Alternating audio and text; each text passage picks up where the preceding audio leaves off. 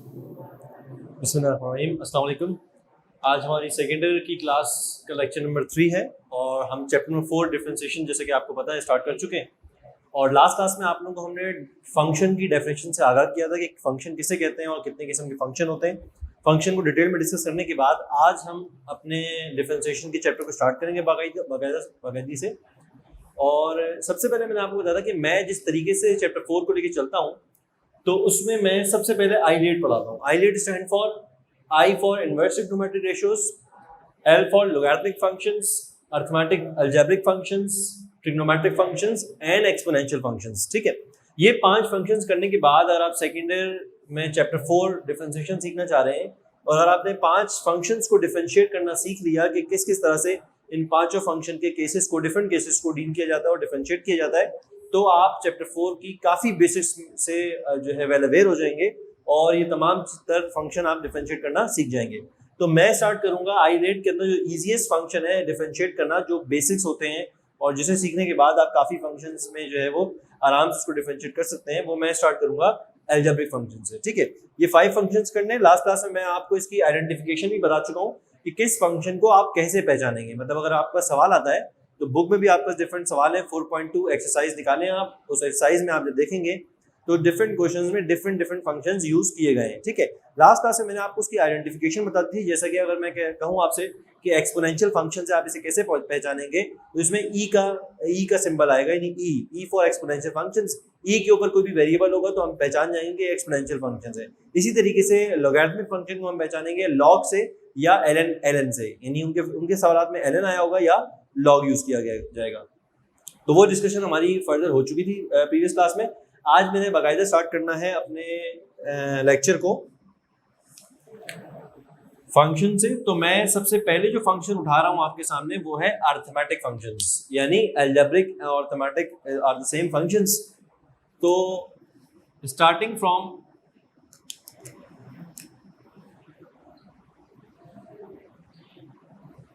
Algebraic functions, मैं इसकी example लूंगा। फंक्शन को मैं डिटेल में डिस्कस कर चुका हूं, तो होपफुली कि अब उसको दोबारा इतना डीप में जाकर डिस्कशन करने की जरूरत नहीं होगी। ठीक है, तो मैं इधर एक फंक्शन ले रहा हूं, देखिएगा जरा गौर से आप। अगर मैं कहूं आपसे कि ये फंक्शन है 3x³ minus 2x² minus 7x+5, ये मेरे पास एक अलजेब्रिक एक्सप्रेशन अगर मैं हटा दूं इज इक्वल टू, तो ये अलजेब्रिक एक्सप्रेशन है। ठीक है, तो इससे फंक्शन कैसे बनाएंगे हम? अगर हम कहें कि फॉर एग्जांपल ये y के बराबर है, तो हम क्या कहेंगे? y is a function of x। ये बातें मैं आपको पिछली क्लास में करवा चुका हूं। इसको हम कहेंगे y is a function of x as y is dependent on the value of x where x is independent. x की वैल्यूज आप डिफरेंट पुट कर सकते हैं। x की वैल्यू 0 पुट करें, y का कुछ आंसर आएगा, x की वैल्यू 1 पुट करें, y का कुछ और आंसर आ जाएगा। इसका मतलब है कि x की वैल्यूज हमारे पास इंडिपेंडेंट है, जबकि y की वैल्यूज डिपेंड कर रही हैं हमारे x के ऊपर।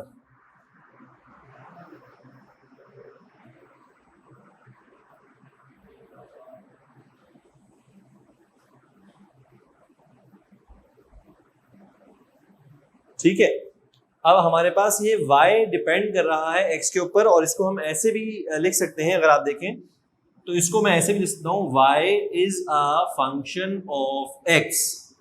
ठीक है, यानी बुक में आपको दोनों तरीकों से सवाल मिल सकते हैं, y की फॉर्म में मिल सकता है बुक में सवाल, और fx की फॉर्म में मिल सकता है। दोनों का मतलब क्या है? Function of x। ठीक है, मैं उसी फंक्शन को कॉपी कर रहा हूं। ठीक है, आज आप पहला सवाल डिफरेंशिएट करना सीखेंगे, यानी फर्स्ट टाइम आप लोग डिफरेंशिएट करना सीख रहे हैं कि how to differentiate any functions. मैंने स्टार्ट किया है अलजेब्रिक फंक्शन से और मैंने एग्जांपल ली है जो आपके सामने लिखी हुई है। इस वक्त मैं आपको सिर्फ प्रेजेंट करने का तरीका बता रहा हूं कि कैसे फंक्शन को प्रेजेंट किया जाएगा। और जब भी इस किस्म का सवाल आएगा तो जरूरी नहीं कि आपको हमेशा y लिख के दें, जरूरी नहीं आपको हमेशा fx लिख के दें, दोनों में से कोई भी चीज लिखी जा सकती है। बात को सिर्फ ये लिखा जा सकता है कि आपको सिर्फ ये दे देंगे और कहेंगे इसको डिफरेंशिएट करके बताएं, तो आपने इस पूरी फंक्शन को किसी वेरिएबल के इक्वल सपोज करना पड़ेगा। Let y is equal to this function, और देन उसका आपने डिफरेंशिएशन लेना होगा। ठीक है, अब हमारा स्टेप है, या अब हमने सीखना है कि how to differentiate a function, कैसे किया जाएगा डिफरेंशिएट फंक्शन को। और अब मैं उसको डिटेल में बता रहा हूँ, आप काइंडली इसको गौर सुनिएगा। ठीक है, जिसका भी सवाल हो तो रेज करें काइंडली इस चीज को, कि उसको समझ में नहीं आया तो एक दफा फिर से समझा देंगे। ठीक है, आइए स्टार्ट करते हैं। देखिए पहली एक बात, जब भी किसी वेरिएबल को डिफरेंशिएट करेंगे तो लाजमी किसी दूसरे वेरिएबल के रिस्पेक्ट से करेंगे। जैसे कि मैं एग्जांपल दूं आपको, मैं डिफरेंशिएट करना चाह रहा हूं y को, तो डिफरेंशिएट करना है y को, तो जब भी किसी चीज को डिफरेंशिएट करेंगे तो उसके पास आएगा d, यानी मैं कह रहा हूं डिफरेंशिएट करें y को, d स्टैंड फॉर डिफरेंशिएट, ठीक है, चेंज। डिफरेंशिएट करें y को विद रिस्पेक्ट टू व्हाट, हमेशा जब भी किसी चीज को डिफरेंशिएट करेंगे तो हमेशा किसी वेरिएबल के विद रिस्पेक्ट टू किसी वेरिएबल के करेंगे, ठीक है। अच्छा, अब मैं कह रहा हूं डिफरेंशिएट करें y को, तो आप ये सवाल करेंगे कि सर जिस पे y डिपेंड करता होगा हम उसी के हिसाब से डिफरेंशिएट कर सकते हैं। जैसे कि मैंने कहा y किस पे डिपेंड कर रहा है, x पर, तो मैं y को डिफरेंशिएट करूंगा विद रिस्पेक्ट टू x। तो बेसिकली मैं आपको बताना बच्चों ये चाह रहा था कि जब भी डिफरेंशिएट किया जाता है तो ये चीज लाजमी आती है d ओवर dx, ठीक है। अब मैं x कह रहा हूं तो आप कहेंगे सर नहीं हमेशा x होगा, नहीं हमेशा x नहीं होगा। जो भी एक्सप्रेशन में वेरिएबल है, अगर यहाँ पे t यूज होता तो मैं d ओवर dt करता, ठीक है। अगर यहाँ पे v यूज होता तो मैं v ओवर dv करता, ठीक है। जरूरत ये बताने की थी आपको कि बेटा जब भी किसी को डिफरेंशिएट करेंगे तो ये सिंबल आएगा। इसका मतलब क्या होता है, डिफरेंशिएट द वेरिएबल और differentiate the function with respect to the variable. जब भी किसी को डिफरेंशिएट करते हैं हमेशा किसी ना किसी वेरिएबल के हिसाब से करते हैं। अगर वेरिएबल नहीं होगा तो वो डिफरेंशिएट नहीं होगा, ठीक है। अच्छा, ये वाली बात कि सर अगर वेरिएबल नहीं हुआ तो डिफरेंशिएट नहीं होगा, इसका क्या मतलब है, ये आपको इसी एक्सप्रेशन में इसका जवाब दूंगा मैं आपको इंशाल्लाह। जब आप ये पूरी एक्सप्रेशन करेंगे तो लास्ट वाले जो टर्म है हमारे पास 5, उसमें आपको इसका जवाब मिलेगा कि अगर किसी टर्म के अंदर वेरिएबल नहीं है तो हम उसको डिफरेंशिएट 0 होता है, यानी कांस्टेंट टर्म का डिफरेंशिएट 0 होता है। वो भी आपको आगे फर्दर एक्सप्लेन कर देंगे। अभी से ये समझा रहा हूं मैं आपको रिप्रेजेंटेशन कि जब भी किसी को डिफरेंशिएट करेंगे तो आप d ओवर dx से सिंबल आएगा। जरूरी नहीं है ये हमेशा dx हो, जो भी फंक्शन में आपका वेरिएबल है आप उसको इधर यूज कर सकते हैं, ठीक है। इसको पढ़ते कैसे हैं, differentiate y with respect to x, तो इसे कहते हैं dy over dx। Is it okay, ठीक है। आगे चलते हैं। अब आइए इसको डिफरेंशिएट करना सिखाते हैं आपको।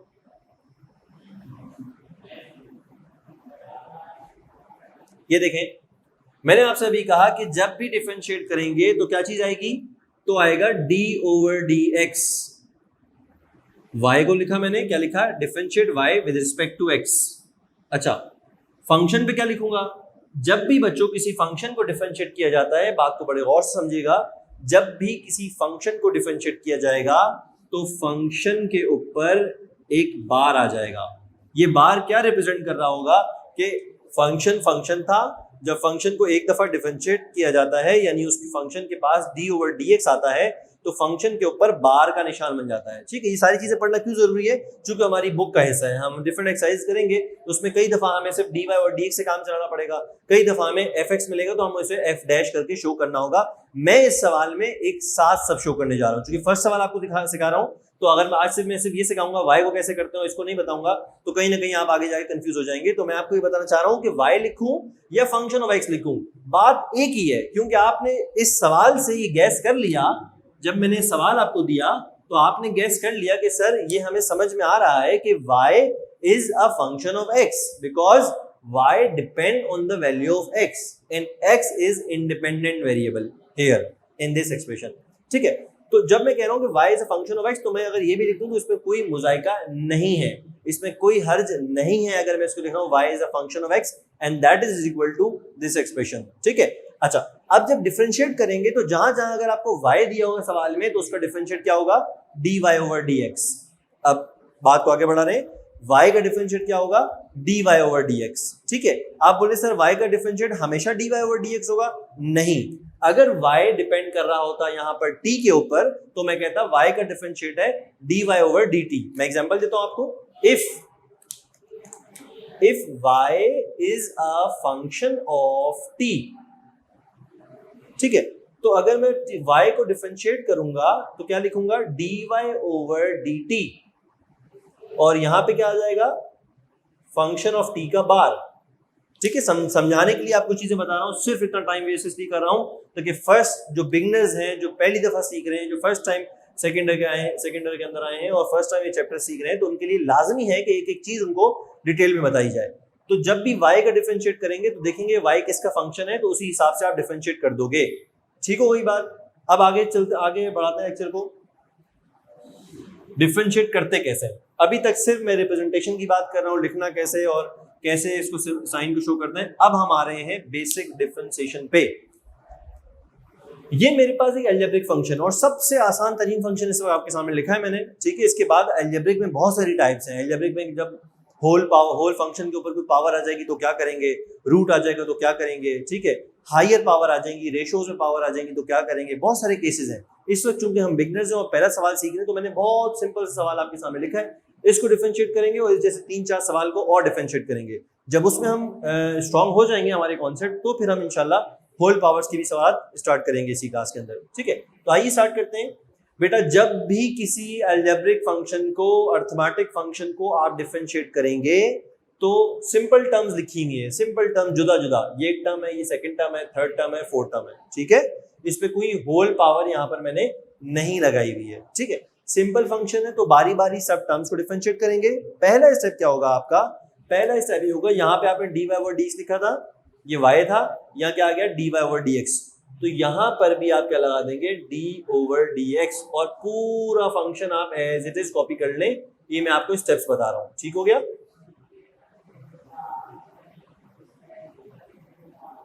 ठीक है, क्या किया हमने, सिर्फ बोथ साइड पर अगर आप ये देखें, इसके भी इस साइड पे मैंने dy ओवर dx लगा दिया, इसके भी शुरू में मैंने dy ओवर dx लगा दिया, जबकि फंक्शन ऑफ x के ऊपर मैंने बार लगा दिया। Bar represent that it is a derivative of function. Bar क्या रिप्रेजेंट कर रहा है कि जो फंक्शन पहले fx था, अब वो फंक्शन fx नहीं है, अब उसको डेरिवेटिव निकालने जा रहे हैं हम, ठीक है। निकाला अभी तक कुछ भी नहीं है, सिर्फ सिंपल शो किया हमने कि dy dx यहाँ आ गया, dy dx यहाँ आ गया, ठीक है। नेक्स्ट स्टेप में क्या करेंगे, ये dy जब डेरिवेटिव पूछा जाएगा कि what is the derivative of y with respect to x, तो हम कहेंगे इसका डेरिवेटिव है dy ओवर dx।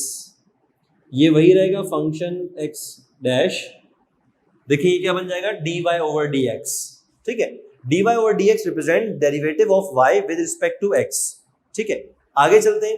अब क्या होगा, ये डेरिवेटिव का निशान dy ओवर dx सबके साथ आया हुआ है, क्यों? अभी क्या पूछेगा, ये पूछेगा डेरिवेट करने जाना है इस टर्म को किसके रिस्पेक्ट से, x के रिस्पेक्ट से, और इसका आंसर आएगा, चूंकि यहाँ x है और यहाँ x है, तभी इसका आंसर कुछ ना कुछ डेरिवेट होके आएगा।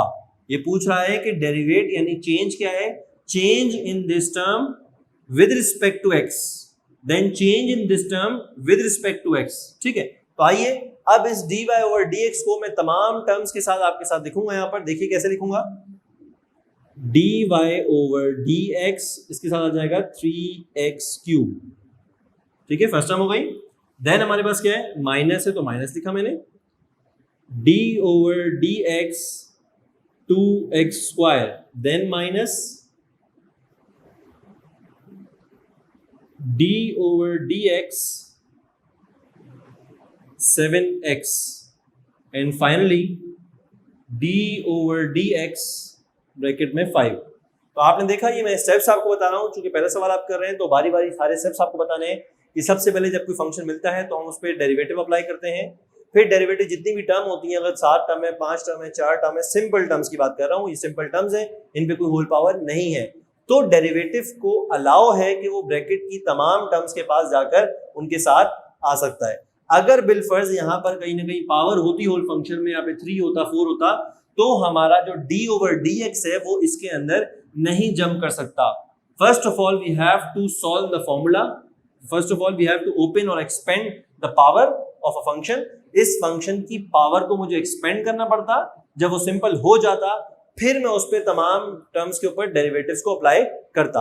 अभी चूंकि पावर नहीं है, अभी फंक्शन बहुत सिंपल है, चूंकि हम पहला फंक्शन सॉल्व कर रहे हैं, तो हम dy ओवर dx को तमाम फंक्शन से, देखें मैंने सबके साथ अप्लाई करवा दिया, ठीक है। अभी तक डेरिवेटिव सिर्फ डेरिवेटिव की सूरत में लिखा हुआ है, अभी तक मैंने डेरिवेटिव लिया नहीं है, यानी यहां तक मैं आपको सिर्फ और सिर्फ स्टेप्स सिखा रहा हूं कि स्टेप्स को कैसे फॉलो करना है। और अब हमारे पास जो लास्ट स्टेप है, इसके अंदर आपको डेरिवेटिव लेना सिखाएंगे, और ये बहुत इंपॉर्टेंट स्टेप होगा।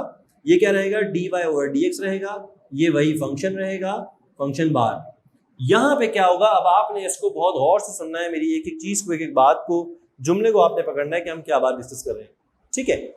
अच्छा, अब यहां पर अगर मैं आपसे बात करूं, ये टर्म है, क्या लिखा जा रहा है, डिफरेंशिएट करें 3x क्यूब को विद रिस्पेक्ट टू dx।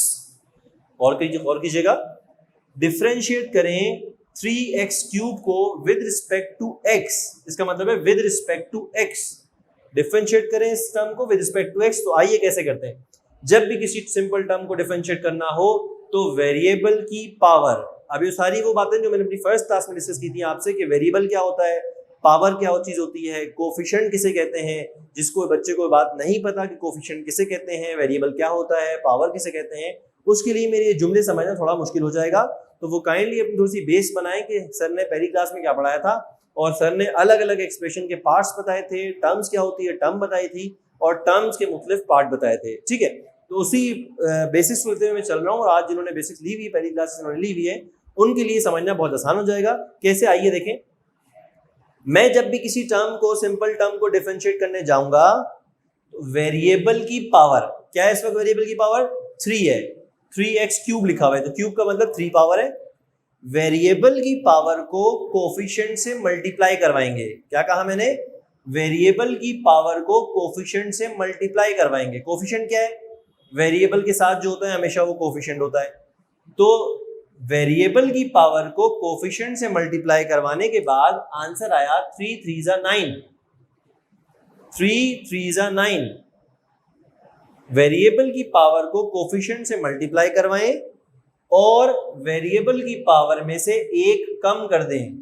3 था 2 कर दिया, यानी अब हमने ये पहला स्टेप है, यानी it is a very basic and very first step of differentiation के बच्चा सीखता है जब पहली दफा, उसे ये बताया जाता है कि बेटा जब भी डिफरेंशिएट करेंगे तो हमारे जो फंक्शन है वो रिड्यूस होना शुरू होते हैं। जैसे कि मैं आपको एग्जांपल दूं, if it is my hand और इस हैंड का डिफरेंशिएट क्या है, तो मैं कहूंगा इस हैंड को जब डिफरेंशिएट करोगे तो आपके पास ये बन जाएगा।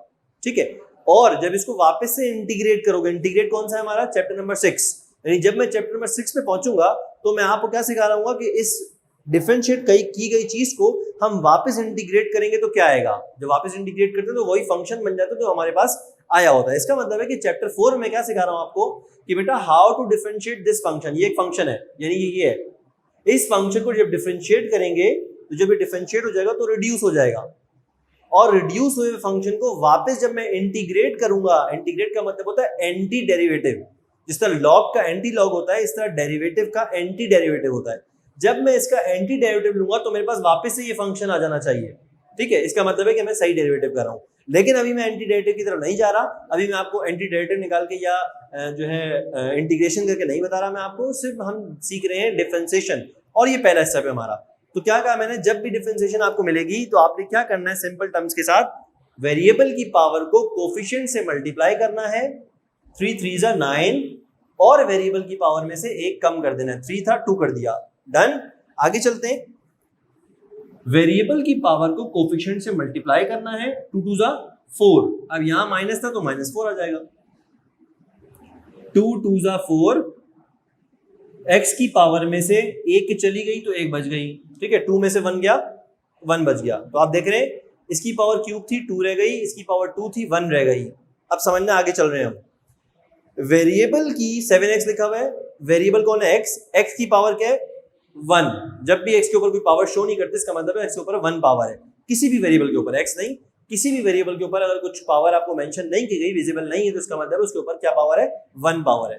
यहां पर हमारे पास 7x की पावर 1 है, और मैंने आपसे क्या कहा, जब भी डिफरेंशिएट करते हैं, किसी भी एक्सप्रेशन का डेरिवेटिव लेते हैं, तो टर्म्स के अंदर वेरिएबल की पावर जो कि 1 है कोफिशिएंट से मल्टीप्लाई होगी, तो क्या आ जाएगा, -7, 1 7 7।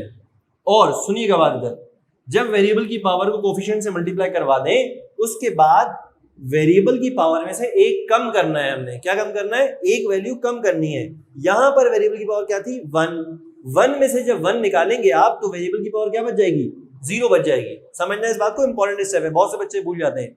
7x को जब डिफरेंशिएट किया तो 7x को डिफरेंशिएट करने पे 7 आया, चूंकि वेरिएबल की पावर 1 थी, यहां पर 0 हो गई। और जब वेरिएबल की पावर 0 होती है, किसी भी चीज की पावर मैथमेटिक्स में जब 0 होती है, तो इसका मतलब है वो 1 के बराबर होता है। यानी अगर मैं बोलूं x की पावर 0 क्या होगा, तो आप कहेंगे सर ये तो 1 के बराबर होता है। x नहीं, x y z a b c p q r किसी भी चीज की पावर आप 0 कर दें तो उसका आंसर मैथमेटिक्स से कहती है उसका आंसर 1 आता है। तो बेसिकली यहाँ पर मुझे जब भी आप डिफरेंशिएट करेंगे तो जहां x की पावर 1 होगी उसको रिड्यूस करने पर, उसको डिफरेंशिएट करने पर आपके पास x की पावर 0 बच जाएगी, जिसे हम लिखते नहीं है, x की पावर को कभी हम 0 लिखते नहीं है। अब लास्ट टर्म देखें, और ये इंटरेस्टिंग टर्म है, समझ आएगा आपको।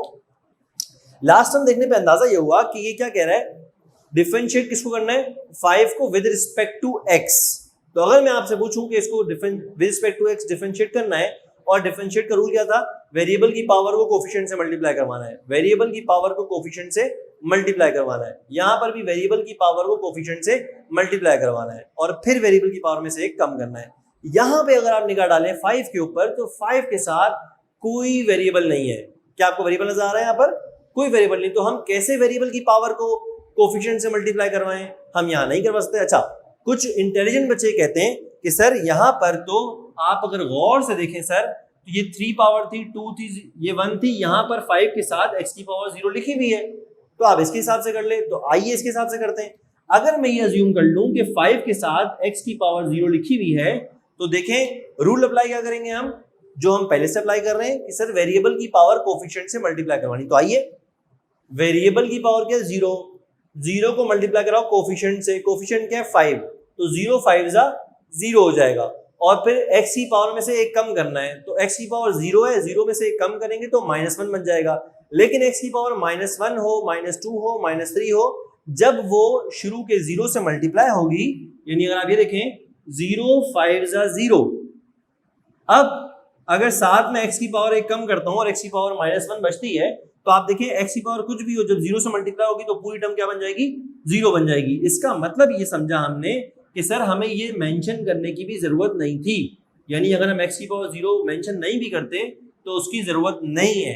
हमें ये बात समझ में आनी चाहिए कि कोई भी कांस्टेंट टर्म आ जाए, फर्स्ट लेक्चर याद करें उसमें आपको समझाया था मैंने कि वो टर्म किसी भी एक्सप्रेशन में जिसके साथ वेरिएबल नहीं होता, हर वो टर्म किसी भी एक्सप्रेशन में, किसी भी इक्वेशन के अंदर जिसके साथ कोई वेरिएबल नहीं होता, उसे हम कहते हैं कांस्टेंट टर्म। क्या कहते हैं उसे हम? Constant term. कांस्टेंट टर्म का डेरिवेटिव, यानी आप अगर इसको थोड़ा समझना चाहें कि क्या मतलब है इस चीज का, इसका मतलब ये होता है, बताएं क्या चेंज आएगा 5 में विद रिस्पेक्ट टू x। तो आप कहेंगे भाई 5 तो 5 है, 5 तो एक कांस्टेंट नंबर है। आप चाहे, जो मेरी पहले लेक्चर में मैंने बात की थी आपसे, आप चाहें x की वैल्यू 0 से लेकर 100 तक पुट कर दें, यहां पर पुट करें, 0 पुट करें, 1 पुट करें, 2 पुट करें, 3 पुट करें, आप कुछ भी x की वैल्यू पुट कर जाएं, 5 कभी x के चेंज होने से चेंज नहीं होगा। और यही बात हमें यहां सीखने को मिली कि हम क्या निकाल रहे हैं, डेरिवेटिव ऑफ 5। डेरिवेटिव्स का मतलब होता है change, derivative mean delta, delta change, ठीक है। Derivative of 5, constant number 5 with respect to x, यानी आप उससे पूछ रहे हैं कि 5 बताओ तुम में क्या चेंज आ रहा है अगर x चेंज हो रहा है, इसका मतलब है with respect to change in x, ठीक है। यहां देखिए, यहां अगर पूछता हूं कि बताओ 3x³ तुम में क्या चेंज हो रहा है, क्या डेरिवेटिव है विद रिस्पेक्ट टू x, अगर x चेंज हो रहा है तो वो कहता है कि हाँ मुझ में चेंज आएगा, और वो चेंज ये रहा 9x²। इसका चेंज निकाला, ये भी आ गया, इसका चेंज निकाला, ये भी आ गया, चूंकि इन सब के पास x मौजूद है, लेकिन 5 चूंकि कांस्टेंट टर्म है उसके पास x नहीं है। तो अगर आप उससे पूछेंगे कि बताएं 5 what is your derivative with respect to x, तो 5 कहेगा I don't need x, I am not dependent on x, वो x पे डिपेंड नहीं कर रहा। तो वो कह रहा है कि अगर आप मुझसे ये पूछना चाह रहे हैं कि मुझ में क्या चेंज आएगा, तो मेरे में आएगा चेंज 0, कोई चेंज नहीं आएगा मेरे अंदर। x अगर चेंज करेंगे आप, तो x के चेंज करने से 5 कहेगा कि मुझ में कोई चेंज नहीं आएगा। इसका मतलब ये हुआ कि किसी भी, एक जनरलाइज टर्म मैं बता रहा हूं आपको, एक जनरलाइज बात, किसी भी फंक्शन में कांस्टेंट का डेरिवेटिव हमेशा 0 होता है। यही वजह है कि फर्स्ट लेक्चर में मैंने आपको समझाई थी बात कि फंक्शंस का मतलब ये होता है कि उनमें वेरिएबल होना चाहिए। अगर उनमें वेरिएबल नहीं है तो वो फंक्शन नहीं है, वो जस्ट एक कांस्टेंट नंबर होगा। जैसे कि मैंने आपको लास्ट क्लास में एग्जांपल दी थी कि अगर मेरे पास लिखा हुआ है ln(x) और अगर मेरे पास लिखा हुआ है ln(5), ये दोनों लोगैरिथमिक फंक्शन है, ये वाले लोगैरिथमिक फंक्शन है दोनों, इसमें ये फंक्शन है लेकिन ये फंक्शन नहीं है। वजह ये थी कि इसके पास वेरिएबल है। अगर मैं y से पूछूं कि बताएं y what is your derivative with respect to x, तो ये एक्सेप्ट करेगा, बोलेगा yes I have some change with respect to x, चूंकि उसके पास x है। लेकिन अगर मैं यहाँ पूछूं इस y से कि व्हाट इज योर डेरिवेटिव, अगर मैं इसे पूछूं what is your derivative with respect to x, तो ये कहेगा भाई मेरे पास तो x ही नहीं है, तो आप कुछ भी कर लें x, आई डोंट केयर, मैं तो चेंज ही नहीं होऊंगा, मैं तो ln 5 हूँ, ln 5 का एक फिक्स आंसर होता है। तो इसका मतलब ये हुआ कि किसी भी कांस्टेंट टर्म का डेरिवेटिव बच्चों जीरो होता है। तो यहां पर मैंने क्या किया, derivative of 5 with respect to x क्या हुआ हमारा, जीरो हो गया। तो फाइनल आंसर मेरा क्या आएगा, मेरा फाइनल आंसर आ गया ये, जीरो को इंक्लूड नहीं करूंगा, जीरो जीरो होता है, उसको लिखेंगे भी नहीं। अब आप ये देखें कि एक फंक्शन जिसे मैं डिफरेंशिएट कर रहा था उसमें कितनी टर्म थी, 1 2 3 4, जब उसको डेरिवेट कर दिया देखिए रिड्यूस हो गया, फंक्शन मेरे पास रिड्यूस हो गया और अब कितनी टर्म है उसके पास, 3 टर्म्स है। जरूरी नहीं है कि हमेशा टर्म रिड्यूस हो तो आपको पता चले डिफरेंशिएट हो गया, ऐसा पॉसिबल नहीं है। जरूरी नहीं है हर फंक्शन में टर्म रिड्यूस हो जाए, बाजू का ऐसा भी होता है जितनी टर्म है उतनी टर्म में ही आंसर आता है। लेकिन मैं आपको बताने की जो कोशिश कर रहा हूँ वो ये कोशिश कर रहा हूँ कि किसी भी फंक्शन का जब डेरिवेटिव लेते हैं तो फंक्शन रिड्यूस हो जाता है। जैसे मैंने आपको हैंड की एग्जांपल दी, इसी तरीके से यहाँ पे देखिए हायर पावर 3 है और डिफरेंशिएट करने के बाद हमारी हायर पावर 2 बन गई है। इसका मतलब है हमारा जो फंक्शन है वो रिड्यूस हो गया है। This is called differentiation. तो यहाँ आपको डिफरेंशिएट करना समझ में आया होगा कैसे डिफरेंशिएट हुआ है, ठीक है। और इस तरह हमने एक अरिथमेटिक फंक्शन को, अलजेब्रिक फंक्शन को हमने डिफरेंशिएट किया है, ठीक है। आपको कोई सवाल हो तो आप लोग पूछ सकते हैं, अदरवाइज मैं जो हूं आगे चलूं, ठीक है।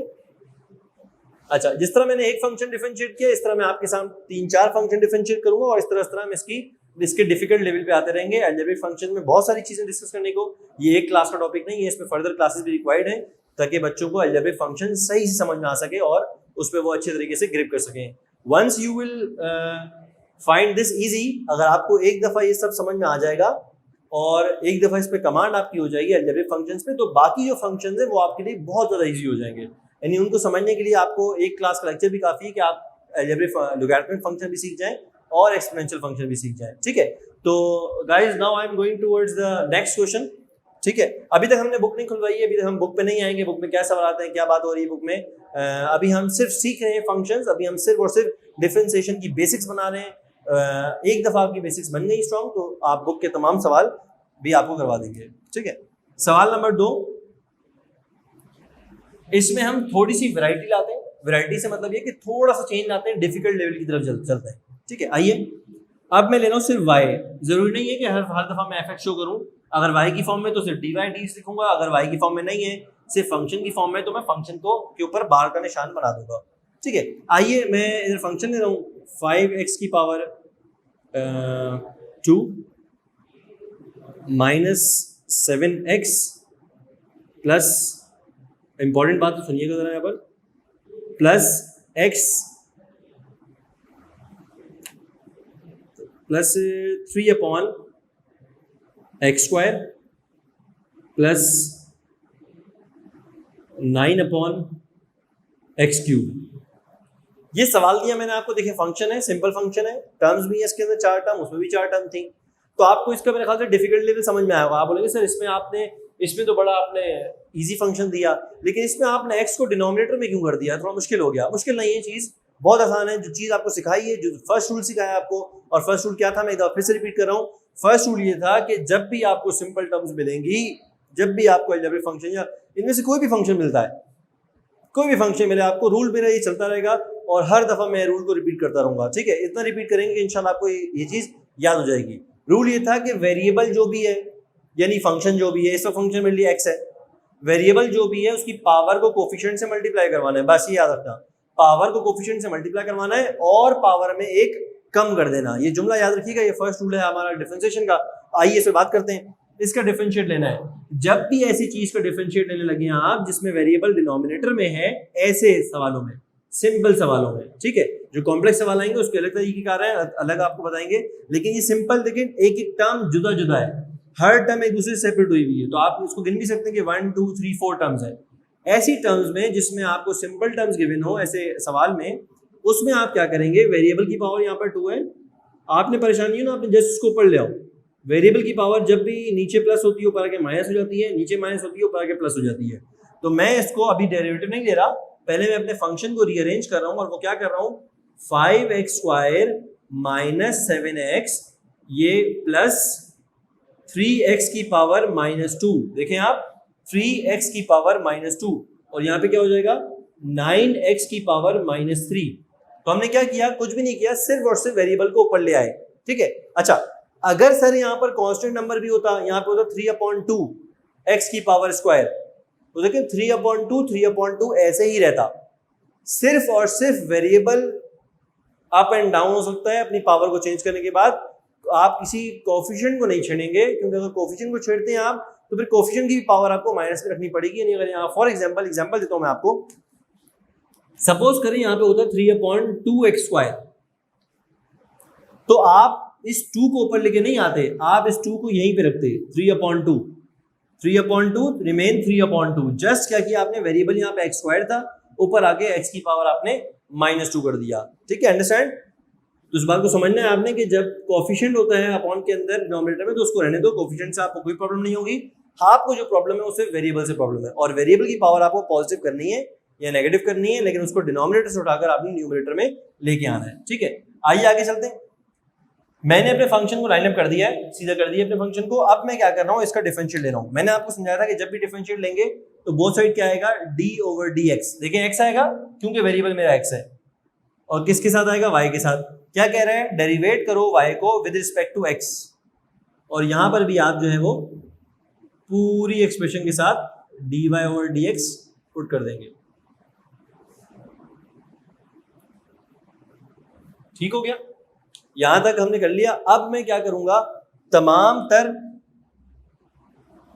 टर्म्स के साथ, यहां देखिए तमाम टर्म, कितनी टर्म्स इसमें, 4 टर्म है, 1 2 3 4 टर्म के साथ, जैसे यहां पर मैं डिफरेंट अलग अलग करके डेरिवेटिव लेके आया था, इसी तरीके से मैं यहां पर भी सबके साथ इंडिविजुअल डेरिवेटिव्स लेके आऊंगा। यानी d/dx सबसे पहले किसके साथ है, 5x², देन माइनस है d/dx 7x के साथ, देन प्लस है d/dx 3x की पावर -2 के साथ, एंड देन d/dx, और ये है 9x की पावर -3।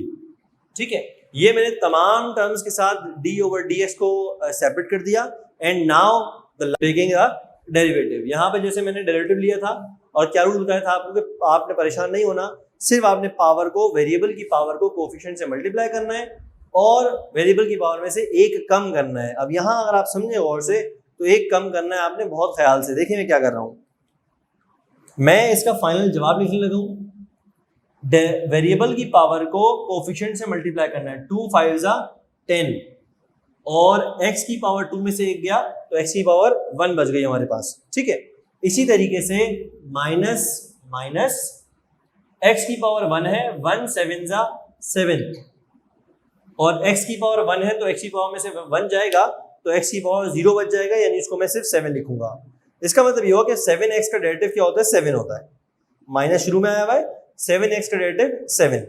अब आगे आइए, तो आगे आपको नजर ये आएगा कि सर वेरिएबल की पावर -2 है, तो पूरे का पूरा -2 मल्टीप्लाई किससे होगा, बार प्लस 3 से।